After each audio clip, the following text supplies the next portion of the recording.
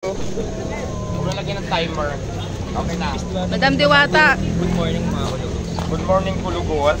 Madam Diwata, anong masabi mo dun sa tinubos mo na natuwi kahapon? Ang saya-saya kaya, 5-8 na naman, di ba? Ano mo madam? Walang Announcement? kahirap na 5-8 na pinita nila.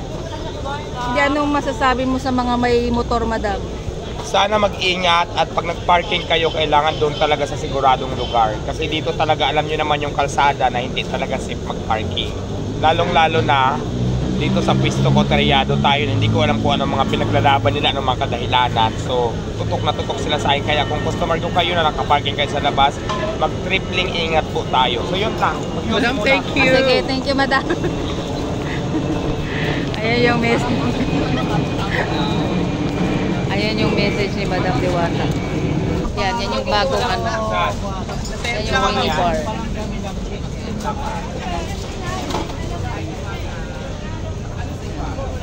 Kung sino yung representative niya doon.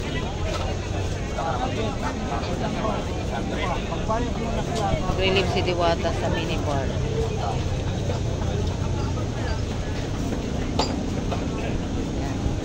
Nareliban niya ang tender.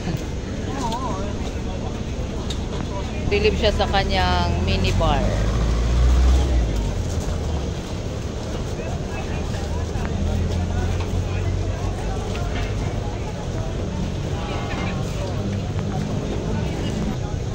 Sir, matagal ka ng tagaligpit ni Diwata.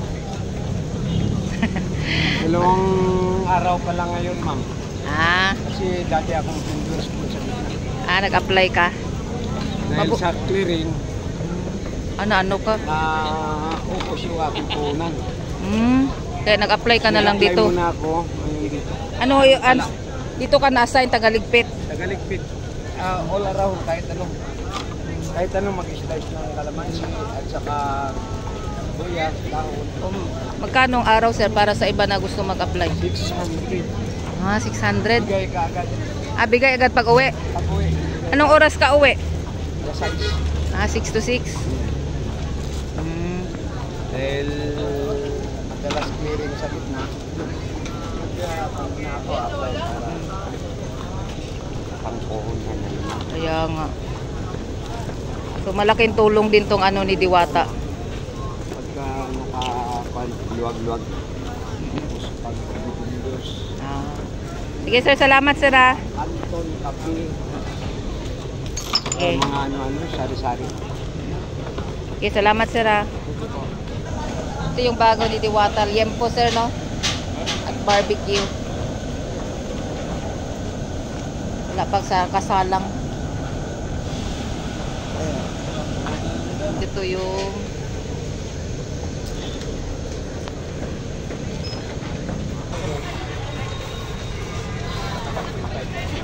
picture ka dun te. Asan?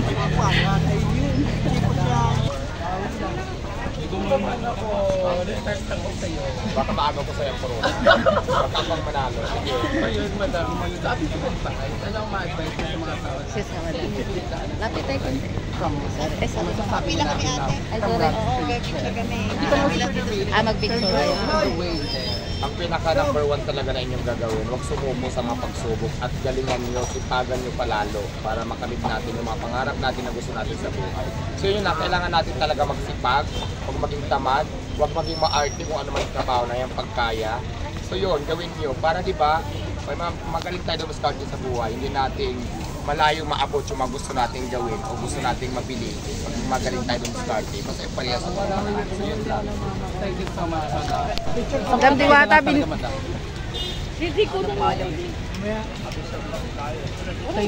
Picture kay Mamita. Gusto ka ni Mamita. Kuno mo kang picture.